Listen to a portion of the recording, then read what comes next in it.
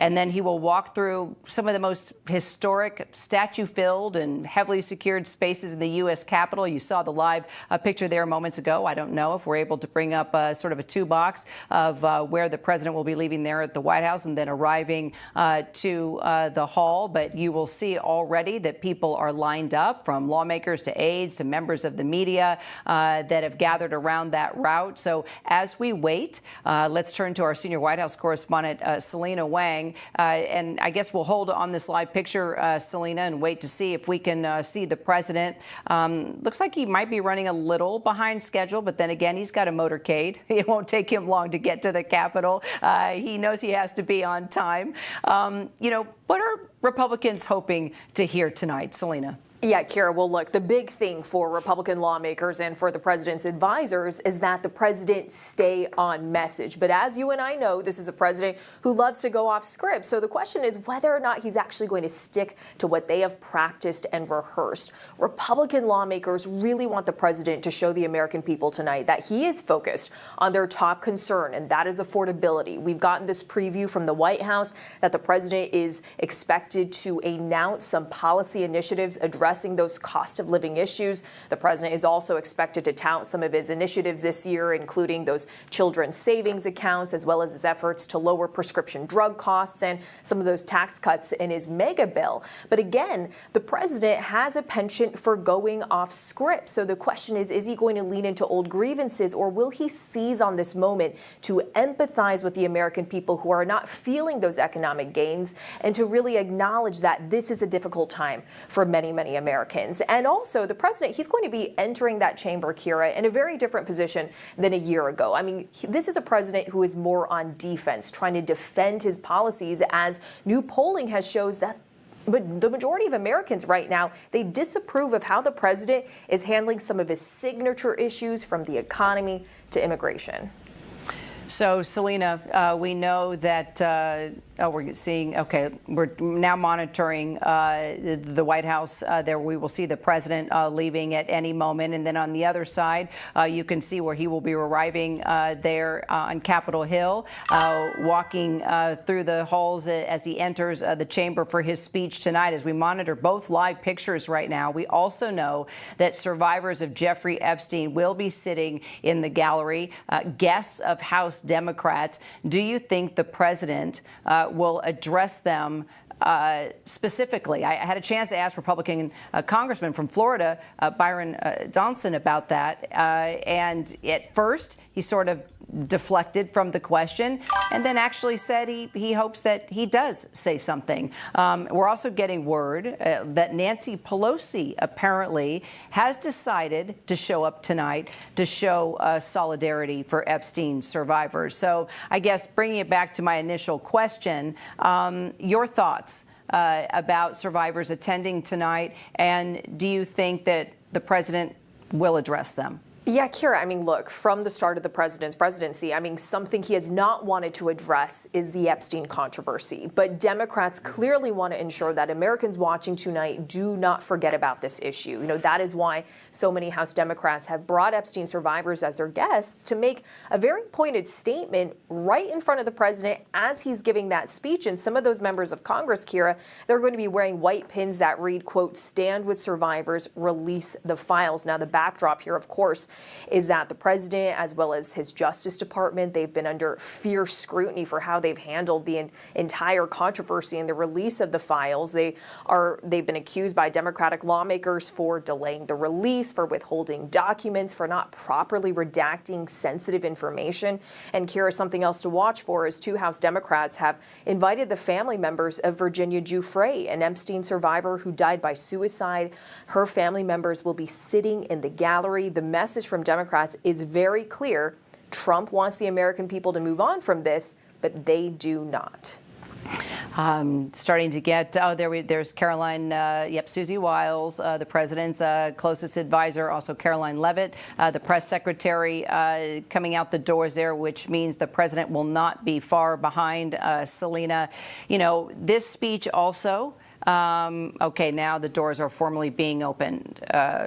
We will probably see at any moment now the President of the United States leaving the White House to head to the Hill. And we should point out that, his address is also coming as a war with Iran is looming, Selena.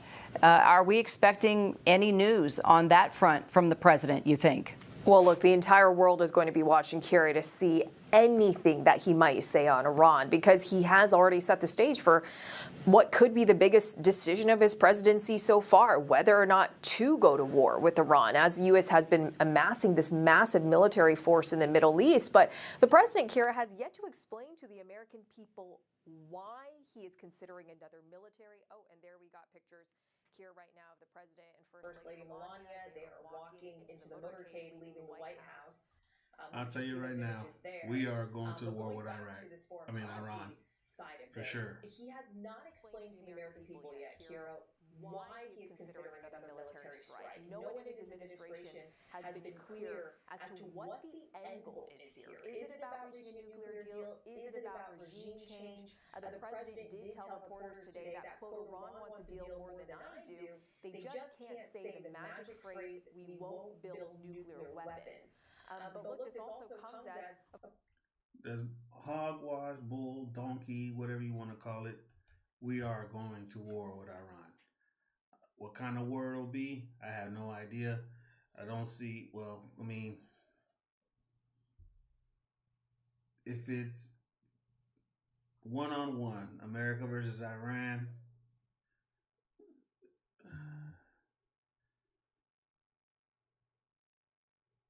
if it's America versus Iran, not that much of a war. But if other parties get involved, we're looking at some serious firepower going on. And, because Iran is a proxy for China and Russia, and Trump is on opposite ends, supposedly, with Russia and China. But we're gonna fact check everything. We're gonna listen to everything. We're gonna catch it all, man. Don't worry. But we're gonna listen. I'm gonna try not to interrupt a lot. I want to hear what he got to say, and then I want to fact check some of the things he got to say. So just tune in, hang out with your kid. We watching the State of the Union address. Second year into Trump's second presidency. Here we go, fellas. Rock and roll. Work. And there are some huge outstanding questions, Kira, after that landmark decision from the Supreme Court to strike down the heart of the president's agenda on economic policy, foreign policy, 70% of his tariffs. And Kira, how fascinating will it be to see the president face to face during this speech with some of those justices who Chief Roberts wrote in his opinion that those tariffs, the president's signature policy, are a tax on businesses and families, something that the president has disputed.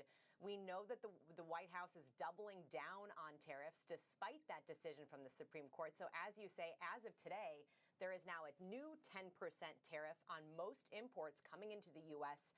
in effect. The president wanted that to go up to 15%.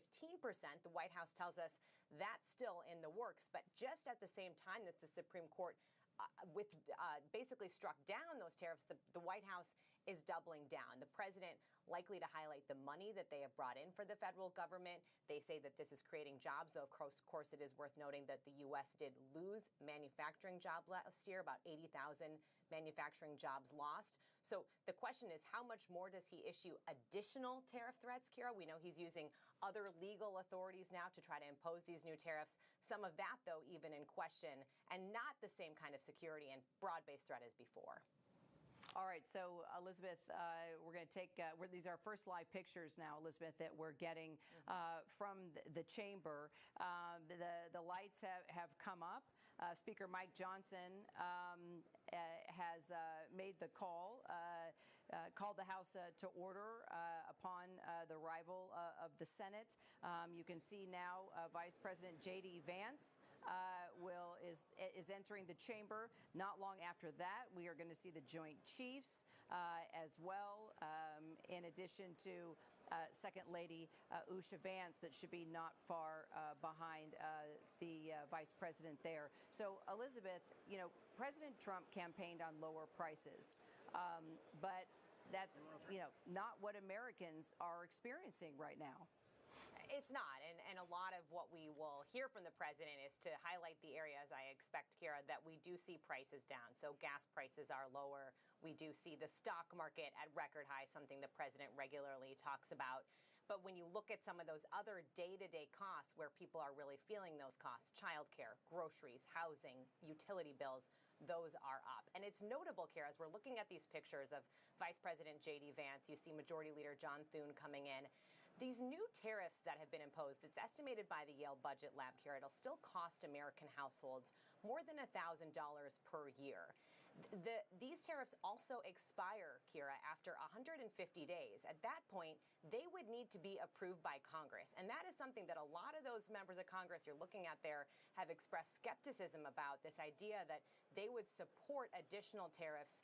They have basically said it's up to the president to do that. So we'll have to see, Kira, how much he calls on members of foremost experts on the American presidency. He has interviewed presidents, chronicled their stories. Our contributor and presidential historian Mark Updegrove joining me now for a deeper understanding of just how these defining moments and speeches can shape the next 3 years. You know, Mark, dozens of Democrats are poised to skip the address tonight, opting for this counter program on the National Mall where we found our Jay O'Brien. You know, what does that tell us just about the state of politics in this country right now? I think it reflects the political dysfunction that has become a regular part of 21st century life at this point. It's not surprising that they have skipped this. It's disappointing because our government functions best when we have bipartisanship, when we have comity and consensus among the two parties in Congress. And certainly we're not seeing this in the current political environment. I think there's little chance of this, but there's the possibility that President Trump could sound a message of unity tonight. That's what State of the Unions often offer a president the chance to do. And we'll see what kind of is very much reflective of where we are, not only politically, but as a society today with the polarization that is prevalent throughout America, Kira. And we're seeing the vice president greet, military leaders there, including the chairman of the Maine, as we continue to talk about a looming war with Iran, wondering if indeed we will hear anything from the president about that tonight. Mark, if you think about the State of the Union and addresses that have unified our country,